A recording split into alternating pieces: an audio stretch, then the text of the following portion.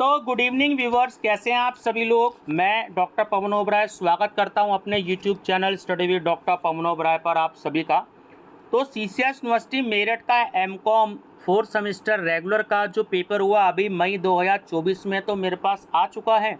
तो सोचा आप लोगों से डिस्कस कर लूँ। ये मार्केट में ये पेपर अवेलेबल अब नहीं होते हैं तो काफ़ी सारे बच्चों को प्रॉब्लम होती है। फ्यूचर में जो भी स्टूडेंट्स पेपर देंगे तो एक उनको काफ़ी हिंट मिल जाएगा कि क्या क्या पेपर्स में पूछा गया था। तो आप सभी स्टूडेंट सबसे पहले मेरा चैनल सब्सक्राइब कर लीजिए study with doctor Pawan Oberoi, और उसके बाद एमकॉम अनसोल्ड पेपर के नाम से प्लेलिस्ट देख लीजिएगा। आपको वहां पर बहुत सारे क्वेश्चन पेपर्स एमकॉम रेगुलर और प्राइवेट दोनों के मिलेंगे। ठीक है स्टूडेंट्स, आपको काफ़ी हेल्प होगी।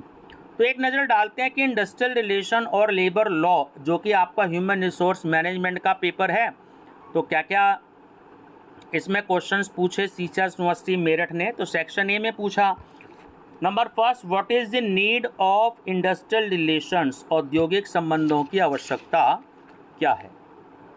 Second, define the term worker used in the factories act 1948, कारखाना अधिनियम 1948 में प्रयुक्त श्रमिक शब्द को परिभाषित कीजिए। Third, discuss the concept of trade unionism, व्यापार संघवाद की अवधारणा की विवेचना कीजिए।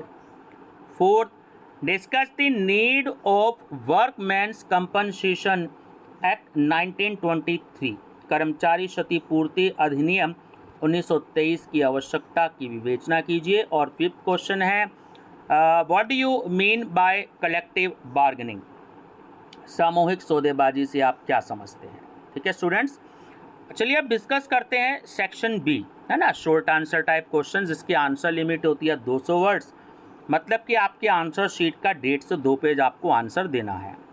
तो क्वेश्चन नंबर 6 है इसमें, discuss the safety provisions under the factory act 1948, कारखाना अधिनियम 1948 के अंतर्गत सुरक्षा प्रावधानों की विवेचना कीजिए।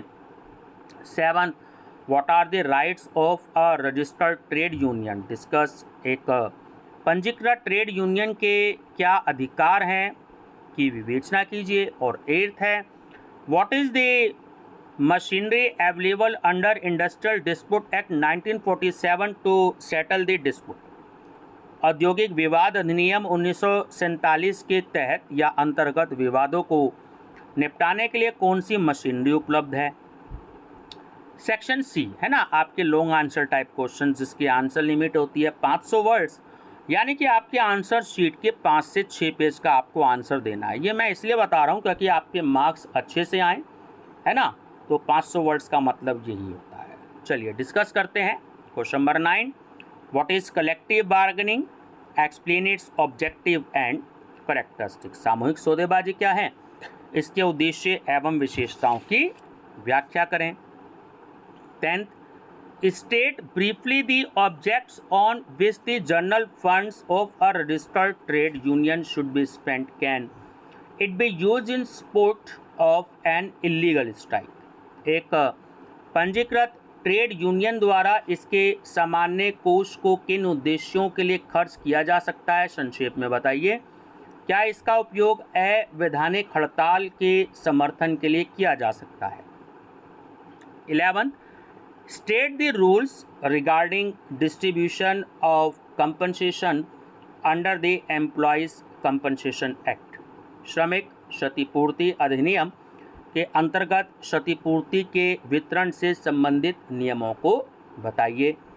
12th, state the provisions of the special and general penalties for offences as provided under the Factories Act 1948, कारखाना अधिनियम 1948 के अंतर्गत अपराधों के लिए विशिष्ट एवं सामान्य अर्थदंड के प्रावधानों को बताइए। और लास्ट क्वेश्चन है students 13, what do you mean by strike and lockout, state the circumstances in which strikes and lockouts are prohibited and declared illegal under the industrial dispute act 1947, हड़ताल एवं तालाबंदी से आप क्या समझते हैं, उन परिस्थितियों का वर्णन कीजिए।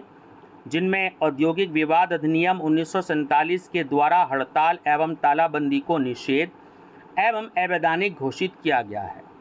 स्टूडेंट्स, काफ़ी सारे बच्चे PDF भी लेते हैं। आप 50 रुपये डिपॉजिट करा के मेरे व्हाट्सएप नंबर जो कि डिस्क्रिप्शन बॉक्स में है 6396242878 पर, तो आप इसकी PDF भी ले सकते हैं। हिंदी इंग्लिश दोनों मीडियम में अवेलेबल रहती है।